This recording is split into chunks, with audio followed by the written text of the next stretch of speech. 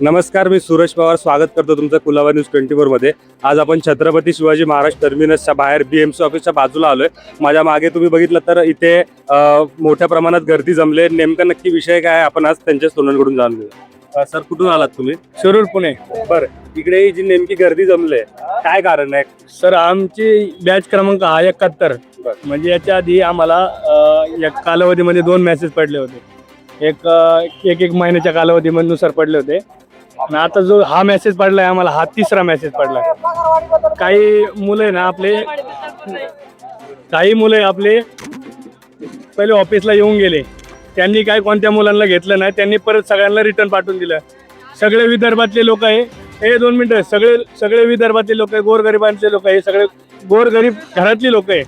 तर त्यांचं म्हणणं असं आहे की आम्हाला जॉईन करून घ्या, पण त्यांना सगळ्यांना रिटर्न पाठवलं होतं। आणि आजची पिढी परिस्थिती अशी आहे की आपलं 22,000 रुपयावर काम करावं लागतंय। MSF जवान हा फक्त 22,000 रुपये काम करतो आणि पगार ही वाढ झाली पाहिजे। मी म्हणतो 30,000 पर्यंत तरी पगार भेटला पाहिजे MSF, कारण हा जवान आज पोलिसांच्या खांद्याला खांदा लावून काम करत असतो। याबद्दल सरकारने मनावर घेतलं पाहिजे। नेमकी गर्दी त्यासाठी जमली इकडे, काय विषय आहे? हे आम्हाला जॉईनिंग होते MSFच्या। हा, आणि तुमच्या मागण्या, जसं आता तुम्ही एकाने मला तुमच्या मागण्या सांगितल्या, आमची मागणी हेच आहे फक्त का आमची पेमेंट वाढ झाली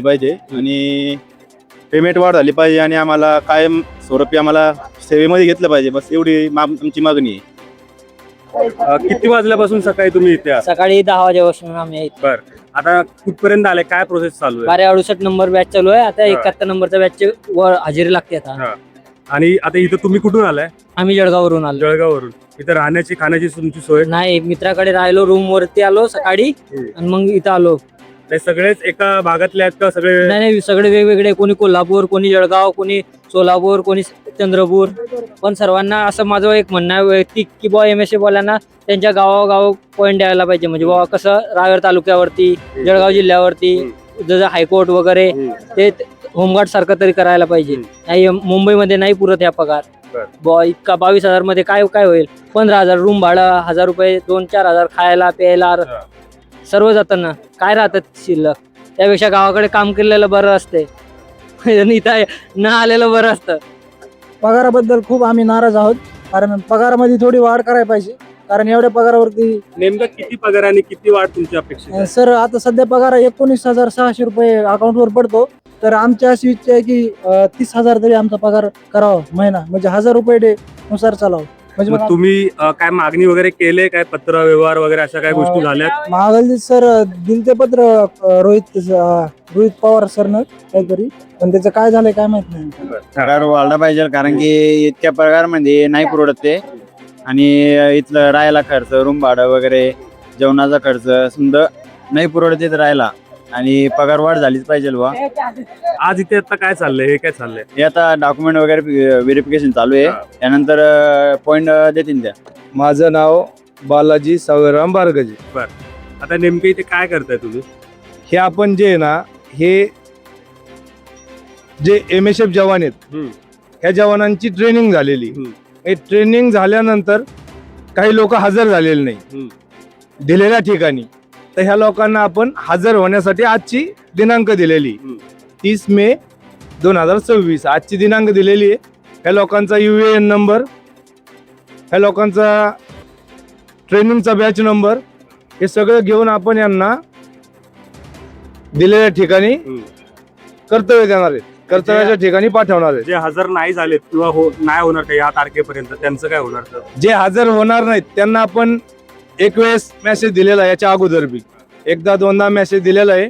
आता यांना आपण 3री वेळ मेसेज देण्याची, याच्यानंतर हजर नाही झाले तर आपण पुढच्या बॅच घ्यायला सुरू करणार।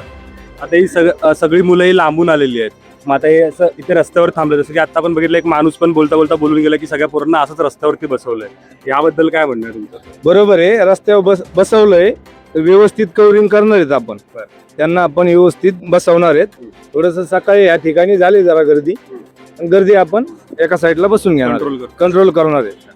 आता 10 वाजल्यापासून आले असं मला समजलं, आता जवळजवळ 12:30 पावणे 1 झाले। आता अजून किती वेळ लागणार आहे या सगळ्या? एक तास लागेल, अजून 1 तास। 1 तासानंतर हे सगळे आपण पाठवून देणार.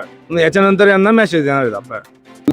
असतील ना आजूबाजूला सर म्हणणं कोणी आणि तिथं बाकीचे आहेत पण बैठक सुरू आहे. पण अधिकाऱ्यांना इथे नेमलं होतं ना यांच्यासाठी बाहेर लक्ष ठेवण्यासाठी किंवा या सगळ्या प्रोसेससाठी.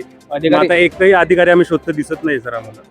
आता कसं माहितीये काय तुम्हाला ओळखीचे नसता म्हणून दिसत नसतात कदाचित. अधिकारी सर्व इथंच आहेत. सर आज या ठिकाणी आझाद मैदान या ठिकाणी सगळे मुलं जमले आहेत. तर त्यांनी बोलवताना सगळ्यांनी असं नेमणूक केलं होतं की या ठिकाणी तुम्ही बॅग सगळं सर्व साहित्य घेऊन या आणि तुमचं नेमणूक लगेच होणार आहे या ठिकाणी असं बोलवलं होतं त्यांनी. तर आता परत ते बोलताना असं बोलतात आहे की तुम्ही याला जेव्हा मेसेज येईल तेव्हा पॉईंटवर त्यावेळेस तुम्हाला हजर व्हायचं आहे. म्हणजे आता ज्या मुलांनी बॅगी घेऊन आलेत त्यांनी आता रिटर्न जायचं आहे. म्हणजे लाखून विदर्भातून नागपूर, अमरावती, संभाजीनगर या ठिकाणाहून मुलं आलेत आणि आता या ठिकाणी मुलं परत बॅग घेऊन जाणं हे शक्य नाहीये. बरोबर, त्याच्यावर काहीतरी केलं पाहिजे. बरोबर. इथे आम्ही अधिकाऱ्यांना शोधत होतो. जे अधिकारी इथे नेमले गेलेत यांच्यावरती लक्ष ठेवायला किंवा ह्यांना एका शिस्तीत सगळं यांच्याकडून कार्य करून घ्यायला, त्या अधिकाऱ्यांना आम्ही पूर्ण वेळ शोधतोय पण त्या अधिकारी आम्हाला इथे कुठेही दिसले नाही.